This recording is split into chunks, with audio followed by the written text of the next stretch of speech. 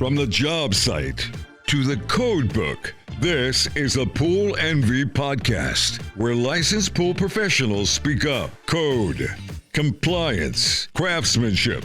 Hosted by Jason Davies. Licensed across Wisconsin, Florida, and Texas. Your deep end starts now. Confusion is expensive, and in Florida rental homes, confusion can turn into tragedy and real penalties. This episode is fresh. CS/CS/SB 658 just passed the Florida Senate 37-0 and moved to the House.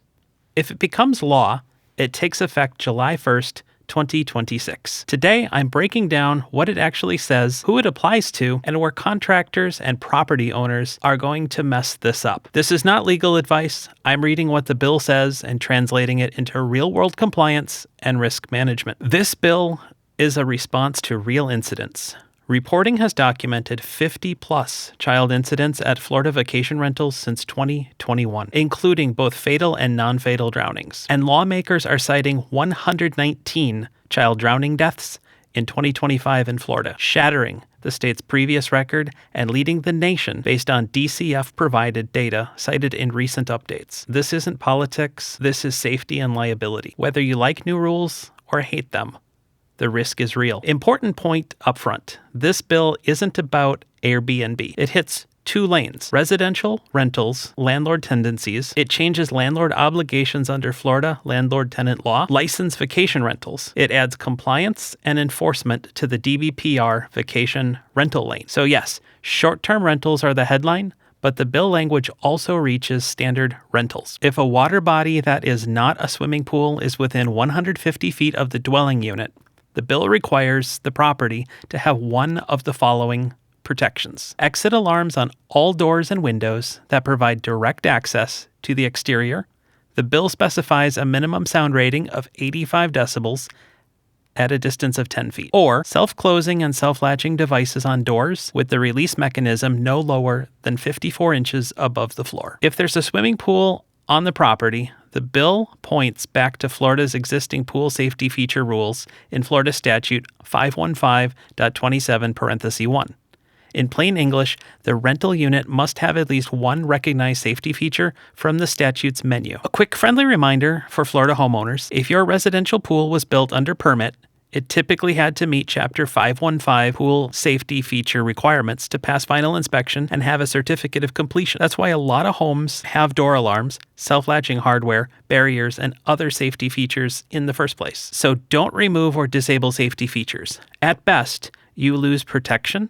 At worst, you create a compliance problem for rentals and an avoidable liability problem for everyone. If this bill becomes law, the bill lists an effective date of July 1st, 2026. For residential rentals, the bill makes non-compliance a misdemeanor. That's real teeth without needing to drown in legal jargon. For licensed vacation rentals, it gives the state power to enforce via licensing actions, including suspension or revocation and fines. And there's also misdemeanor language tied to non-compliance. The practical takeaway is this: when a law ties safety features to compliance and enforcement, it stops being nice to have. It becomes documentation, verification, and repeatability. Now, here's the very serious part. Here's where this turns into expensive chaos. Pitfall number 1.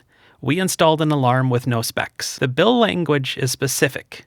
If you can't show a spec sheet that matches what the law requires, you're not installing compliance. You're installing an argument. Pitfall number 2, partial coverage and false confidence. If the requirement is doors and windows that provide direct access, then we put one of those on the slider.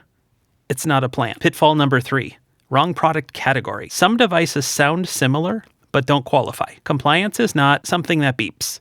Compliance is something that meets the standard. Pitfall number 4, no proof package. This is where the pros separate themselves. A good contractor doesn't just leave an invoice. They leave a compliance packet, product documentation including spec sheets, install photos showing coverage points, a dated and signed checklist of what was addressed, and a clear scope statement of what was not included. Because if DBPR, an insurer, or an attorney ever asks you to prove it, you don't want to reconstruct reality from memory. Pitfall number 5, handyman installs that create bigger liability. Once the state ties penalties and licensing consequences to safety features, sloppy installations become more than oops. It becomes a liability story. If you're a contractor Don't sell alarm installs. Sell a rental water safety compliance review with a written deliverable. What exists today? What's missing under the bill's framework? What you're proposing as a scope? What documentation the owner receives when it's completed? If you're a property owner or manager, stop shopping for the cheapest install and start shopping for defensible compliance. Again, this is not legal advice. This is a real-world compliance breakdown. SB 658 passed the Senate unanimously and moved to the House with an effective date of July 1st, 2026, if enacted. If you want property-specific guidance that starts with a paid safety and systems evaluation, I don't diagnose your setup blindly over the internet. Pool Envy, Florida license, CPC 1460695. If this episode helped, share it with a Florida rental owner or property manager. And if you're a contractor doing retrofits, build a compliance packet out, because that's what protects everyone when things get messy. Thanks for listening to the Pool Envy Podcast, where licensed pool professionals speak up. Hosted by Jason Davies, licensed across Wisconsin, Florida, and Texas. For more insights, subscribe and join us next time.